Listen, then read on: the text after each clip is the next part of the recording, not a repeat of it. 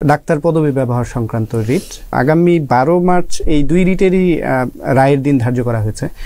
এখানে প্রশ্নটা হচ্ছে যে এই জিনিসটা নিষ্পত্তি করতে এতদিন লাগলো কেন? আসলে এই নিষ্পত্তির তো আরো অনেক বিষয় আছে। এই যে বাংলাদেশে বিভিন্ন হাসপাতালে টেম্পোরারি নিয়োগ, যেটা অ্যাডহক নিয়োগ দেওয়া হয়, আপনি তৃতীয় শ্রেণী, চতুর্থ শ্রেণী বা টেকনোলজিস্ট, আপনি দেখবেন যে একটি রিট করে হাইকোর্টে রাখা হয়েছে, এমন একটি প্যাচের মধ্যে ফেলে দেওয়া হয়েছে, যুগের পর যুগ এগুলো হচ্ছে আপনার এই নিয়োগগুলো আসলে বন্ধ আছে। আমার কাছে কেন জানি মনে হয় যে বাংলাদেশের কোনো গোষ্ঠী বা এটির সঙ্গে পার্শ্ববর্তী কোনো দেশের মানে কোনো ধরনের একটা নেগোসিয়েশন, কোনো ধরনের একটা অলিখিত চুক্তি বা এটি ষড়যন্ত্র আমি বলতে পারি যে বাংলাদেশের চিকিৎসা সেবাকে আপনি কিভাবে পঙ্গু করে রাখতে পারেন। আপনি দেখেন, আমার খুবই লজ্জা লেগেছে সাবেক প্রধানমন্ত্রী যখন এসে বললেন, হাসতে হাসতে বললেন, আপনাদের জন্য চিকিৎসা সেবা সহজ করে দিয়েছি, আপনাদের জন্য ই ভিসা, ই মেডিকেল ভিসা চালু করেছি। এটি যেমন লজ্জাজনক, বাংলাদেশের পররাষ্ট্র উপদেষ্টা অথবা সচিব, আমি ভুলে গেছি, যে ওনারা যখন বললেন যে চীনের দুটি হাসপাতাল নির্ধারণ করে দেওয়া হচ্ছে, সেখানে আপনারা সেবা নিতে পারেন, এটি আমাদের জন্য খুবই লজ্জাজনক এবং এটি এক ধরনের দৈন্যতা আপনি বলতে পারেন। তো আমি অন্য দেশে কিভাবে কত সহজে গিয়ে চিকিৎসা নিব বা কোথায় যাব, এটিকে রাষ্ট্রের প্রধানরা ঠিক করে দিতে পারে কিনা, সেই ব্যাপারে আমাদেরকে এক ধরনের উৎসাহ দিতে পারে কি পারে না?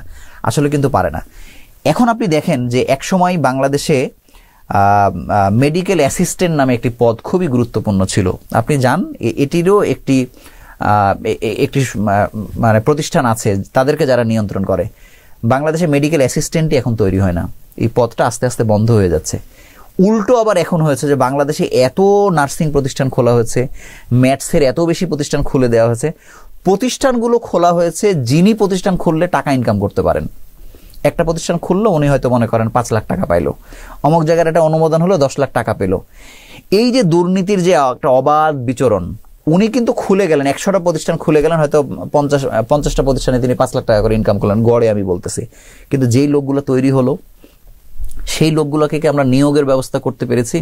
সরকারিতে আমরা নিয়োগ দিচ্ছি বা বেসরকারিতেও কি আমরা তাদের কোনো জায়গা দিতে পারছি? বাংলাদেশে এত এত নার্স থাকার পরে আপনি যে দেখবেন যে প্রাইভেট মেডিকেলে, প্রাইভেট হাসপাতালে একটি 8 পাস একটি আয়াকে নার্স বানানো হয়েছে। হচ্ছে না এরকম?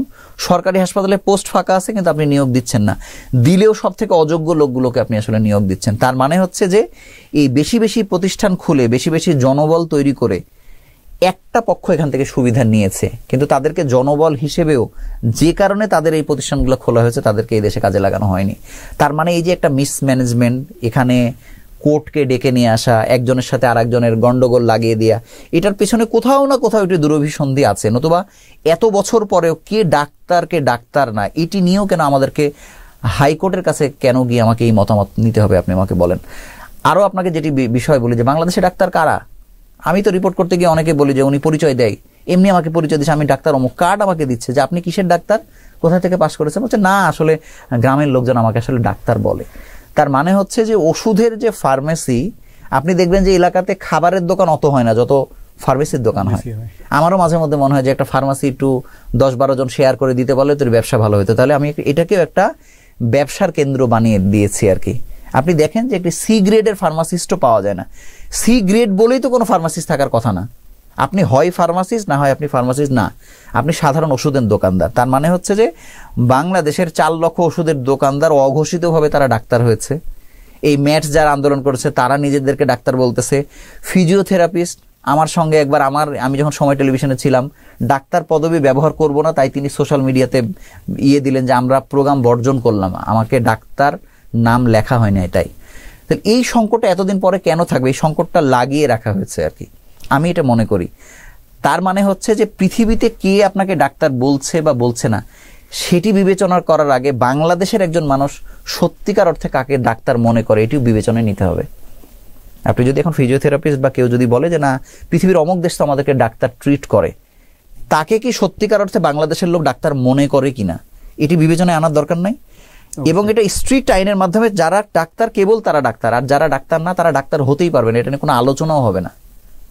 এখন আমরা এমন শুভঙ্করের ফাঁকির মধ্যে আমরা রেখে দিয়েছি, যে যার ডাক্তার নাম দিয়ে ব্যবসা করতেছে, বিজনেস করতেছে। আমি বলছি না যে একজন ফিজিওথেরাপিস্ট ডাক্তার না, উনি যদি যৌক্তিকভাবে ডাক্তার হন তাহলে এই সমস্যার সমাধান করে দেন। আপনি এই সমস্যার সমাধান করছি না, বরং বিএমডিসিতে যেখানে চিকিৎসক ছাড়া অন্যদের কোনো লেনদেনই থাকার কথা না, সেখানেও তো অন্য গ্রুপের লোকজন গিয়ে তাদের দাবি আদায় করতেছে, তাদের ওয়েবসাইট চেঞ্জ করে ফেলতেছে, হুমকি দিচ্ছে, হচ্ছে না। এটা আমাদের জন্য খুবই মানে লজ্জাজনক একটি ব্যাপার। এবং আমার কাছে মনে হয় যে এগুলোকে শৃঙ্খলা প্রতিষ্ঠা করা দরকার, এটি বাধ্যতামূলকভাবে করতে হবে। একজন মানুষ যদি চিকিৎসক মনে করে, উনি ওনার মনের মধ্যে যেই লোকটাকে চিকিৎসক মনে করছেন, ভুল একটি লোককে চিকিৎসক মনে করে তার দেখানো পরীক্ষাতে পরীক্ষা করে ট্রিটমেন্ট নিতে গিয়ে যদি তিনি সুস্থও হন, সেটাকে আমরা প্রত্যাশা করি কিনা? করি? আমরা কিন্তু এটা প্রত্যাশা করি না। আমরা চাই যে তিনি যাকে ডাক্তার মনে করেন এবং আইন যাকে ডাক্তার বলছে সেই লোকের কাছে যেন চিকিৎসা তিনি নেন। ডিএমএফ ডিগ্রি যারা অর্জন করছেন তাদের বিষয়টা আসলে তাদের আসলে একটা লিমিটেড এরিয়া আছে। তারাও তো আসলে বাংলাদেশের কোনো এক সময়ের আইন অনুযায়ী কিছু ওষুধ লিখতে পারে, আমি যতদূর জানি আর কি। তো এই সমাধান আমার কাছে নাই আসলে, কিন্তু এই সমস্যার সমাধানটা করে ফেলা উচিত। তাদেরকেও যে কারণে বাংলাদেশে প্রতিষ্ঠা করা হয়েছে, তাদের যে কোর্স চালু হয়েছে বা তারা যেখান থেকে পাশ করেছে, তাদেরকে সেই কাজেও লাগানো হচ্ছে না। আমি আপনাকে বললাম, সেটা মেডিকেল অ্যাসিস্ট্যান্ট বলেন, টেকনোলজিস্ট বলেন, ম্যাথস বলেন, ডিএমএফ বলেন, বা যাদেরকে বলেন, যাদেরকে যেই কারণে তৈরি করা হয়েছিল তাদের মর্যাদাটুকু আসলে দেয়া হয় না। ওইটাও যদি নিশ্চিত করা হইতো, তাদের পদায়নটুকু যদি নিশ্চিত হইতো, তাহলে অন্তত ডাক্তার হওয়া বা না হওয়া নিয়ে তারা অন্তত মাঠে নামতো না। মানে এই প্রতিষ্ঠানগুলো কেন তৈরি করা হয়েছে? রাষ্ট্রও তো প্রতিষ্ঠানগুলো তৈরি করেছে। আপনি যেটা বলছিলেন যে রাষ্ট্রের সুবিধাভোগী কেউ, কোনো একটি গোষ্ঠী এখান থেকে অর্থ হাতিয়ে নেয়ার জন্য প্রতিষ্ঠান হয়তো 10টা খোলার কথা বলা হয়েছে, উনি 90টা খুলে বসে আছে। বাংলাদেশে কোভিডের সময় এমনও ঘটনা ঘটেছে, 64টা জেলাতে আইসিইউ খোলা হয়েছে। তো এটার যিনি দায়িত্বে আছেন স্বাস্থ্য অধিদপ্তরে, তাকে জিজ্ঞেস করা হলো, লাইন ডিরেক্টর, যে এই আইসিইউ চলবে কি করে, আইসিইউ কোত্থেকে চালাবেন আপনারা? তখন বলছে যে আমরা আউটসোর্সিং এর লোক নিয়ে আইসিইউ চালাবো। আইসিইউ কে আউটসোর্সিং দিয়ে চালানোর বিষয়? আপনি বাংলাদেশে অসংখ্য আইসিইউতে যান যারা আইসিইউর নামে বাণিজ্য করছে। আপনি দেখেন, আমি তো 4-5টা আইসিইউতে গিয়ে দেখেছি, ডাক্তার কোথায় বলে যে উনি ফোনে আমাদেরকে যোগাযোগ করেন আর কি, তিনি একজন কনসালটেন্ট দায়িত্ব পালন করছেন, উনি আসেনও না ওখানে, নাম দেওয়া হয়েছে আইসিইউ। তাহলে স্বাস্থ্যের নামে এত যে বাণিজ্য হচ্ছে, আপনি এই পাহাড় সম সংকটের বিপরীতে দুর্বল একটি স্বাস্থ্য অধিদপ্তর বানিয়ে রেখেছেন।